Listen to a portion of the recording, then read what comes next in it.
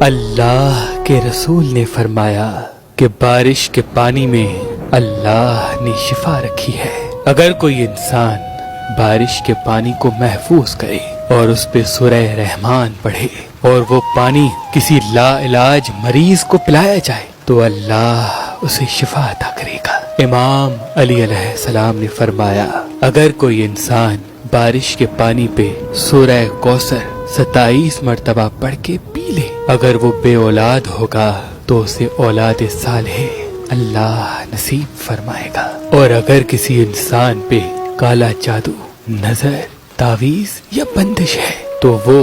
بارش کے پانی پہ سورہ جن، سورہ فلق اور سورہ ناس ایک مرتبہ دم کرے۔ مریض کو جیسے ہی یہ پانی پلائے گا تو اللہ اسے شفا دے گا۔ بی بی سیدہ فاطمہ الزہرا سلام اللہ علیہا نے فرمایا اگر کوئی عورت بارش کے پانی کو مٹی کے برتن میں محفوظ کرے اور اس پہ سورہ یوسف پڑھے اور صبح بھی تھوڑا سا پیے چہرے پہ لگائے اور رات کو بھی تھوڑا سا پیے اور چہرے پہ لگائے، جب کچھ ایام میں یہ پانی اختتام کو جائے گا تو اللہ اس عورت کے وجود میں ایسی خوبصورتی پیدا کر دے گا جو اللہ کی مخلوقات کے لیے تعریف کا مرکز بنے گی۔ اور اگر کسی عورت کا میاں اس سے محبت نہیں کرتا تو وہ بارش کے پانی پہ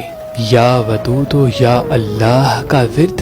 207 مرتبہ کر کے خود بھی پیے، اپنے میاں کو بھی پلائے، اللہ کے کرم سے وہ اپنا حق ضرور پائے گی۔ امام حسن علیہ السلام نے فرمایا اللہ کی عظیم نعمتوں میں بارش بھی ایک عظیم نعمت ہے۔ جس انسان کی نظر یا دماغ کمزور ہے وہ انسان بارش کے پانی کو مٹی کے برتن میں محفوظ کرے اور اس پہ یا علیم و یا اللہ کا ورد 207 مرتبہ کرے اور تھوڑا پانی صبح اور رات پیتا رہے، جیسے جیسے پانی اختتام کو جائے گا اللہ اس کے دماغ اور نظر میں بہتری بخشے گا۔ امام حسین علیہ السلام نے فرمایا جو انسان بے روزگار ہے اس کو چاہیے کہ بارش کے پانی کو مٹی کے برتن میں محفوظ کرے اور اس پہ یا رزاق و یا رحمان 207 مرتبہ پڑھے اور ہر مغرب کی نماز کے بعد وہ پانی پی کر دعا مانگتا رہے، جیسے جیسے پانی اختتام کو جائے گا